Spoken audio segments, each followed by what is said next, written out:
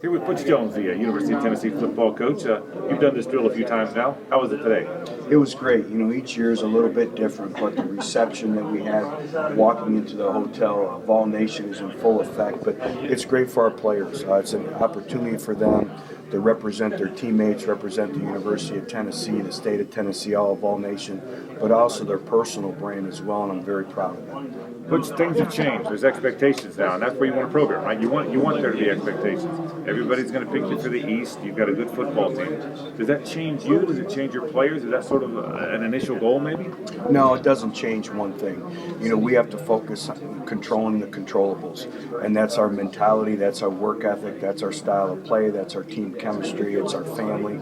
It's all that we speak about. It's about being a football program, a better football program each and every day, and we talk about the compound effect and just getting a little bit better each and every day. So we just have to focus on that. And as we all know, it's not where you start, it's where you finish. And then I was just reminded that the people who make those predictions, they've only been right five times in the history of the Southeastern Conference. So I don't know if that's a good thing or a bad thing. We're never right. That's very true. You've built a really good roster. Did it go like you thought? Did it take longer? Is it faster? Everybody knows how good this roster is. Did it go like you thought? Well, we had a blueprint and we had a plan in place, and we had to be creative to really change the roster and really bring quality players in. And everyone wants to talk about 2-star, 3-star, 4-star, 5-star. And the recruiting profile started with 5-star character and individuals that were extremely competitive. And there's been a lot of hard work behind the scenes with our coaching staff, our support staff, our players in the recruitment process, and that's really been the biggest thing. Is our players have been our best ambassadors for our football program. So we had a plan in place, and we've executed the plan, and that's why, you know, the Cam Suttons, the Jalen Reeves-Mavens, the Joshua Dobbs are very, very special and near and dear to our program and near and dear to my heart, because, you know, that class we talked about, hey, being the foundation for many years to come and really working to get Tennessee football back to the conversation piece and to the relevancy surrounding college football. And we've been able to do that, and we couldn't have done it without their leadership. How important has the emergence of Josh Dobbs been in the locker room, in the community, with your football team? He's a neat kid, and he defines student athlete, and I think he's a great representative for all of collegiate football, and not just for the Southeastern Conference or Tennessee football. And you look at, you know, being in engineering, and you look at the demands of his curriculum, and then the demands of being the starting quarterback at the University of Tennessee, and all that goes. We talk about that being a global position. And he's always willing of his time, giving of his time, whether it's charities, community service, anything to better the football team. And I'm glad he's on our side. It's really been great to see him grow and mature over 3 years, and now going into his 4th year. As a football player, where does his growth still lie? Throwing the ball more accurately, because there's not much he doesn't do well. From the outside looking in, looks like that may be one thing. I would say consistency in the throw game, but there's a lot that goes into it. Sometimes the quarterback is only as good as the people around him, and we have not been healthy out on the perimeter of our offense. Our receiver core the last couple years have been decimated by injuries, and that's very difficult for a quarterback, because everything is about rhythm and timing and developing that trust, and it's kind of been a revolving door who he's throwing the football to, so we're hoping that this year is a little bit different for him. Two big-time running backs. Obviously, we've all seen Hurd and Kamara enough that we know they balance each other. They're different.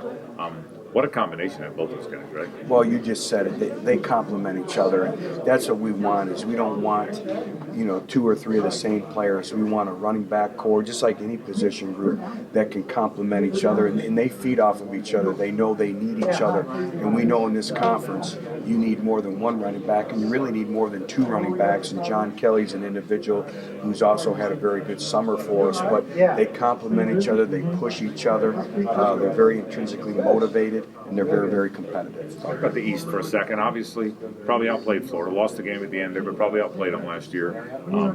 Probably, as I said earlier, everyone's going to pick you. How competitive is the East? What are your expectations from Georgia and Florida and the rest of the group there? My personal feelings is this is the strongest this East has been in a number of years.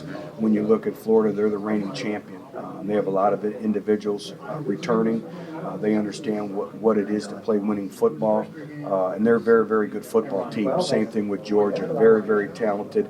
Georgia was one of the most talented teams we played all year last year, and year in and year out, they're always one of the most talented teams on our side in an entire conference. So you look at across the board with Missouri, Kentucky, Vanderbilt, everybody continues to get better. Everyone on the East, I think, is really elevating their programs, and I think it's going to be a really, really competitive fall, and it's going to be a great challenge. Which what makes the SEC the best conference? Is it dominant defensive lines? Is it more athleticism? Is it depth in your roster? It's the best league. Why is it the best league? I think the competitive nature week in and week out, there are no off weeks in our conference, and you have to bring your A game each and every week. And then when you go on the road, it's a challenge in and of itself of playing in hostile environments and having to deal with outside factors of going in. But I just think the competitive structure, the competitive balance of our conference from top to bottom, every game is like it's for the national championship. It's very, very competitive, and I think you see that week in and week out. You had an off-field settlement. It looks like you've been able to put that behind you. I know you can only say so much about it, and I respect that. But are you glad to move on from that? Has that been a burden for your program?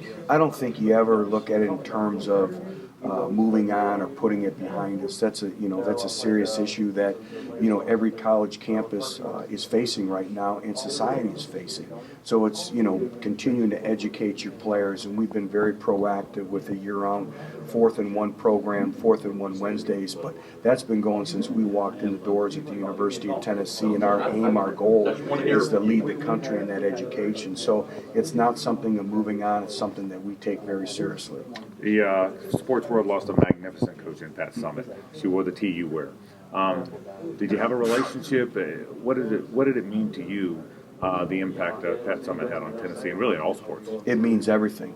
That's one of the greatest coaches of all time, regardless of the sport. And we talk about coaching is creating change, and you look at all the young lives that she was able to change and develop and mentor and guide. And the University of Tennessee is Coach Summitt, and I have the distinct privilege of looking out my window every day upon her statue, and I'm very grateful for the time that we had spent together. And I took advantage of that time, and we spent a lot of time together.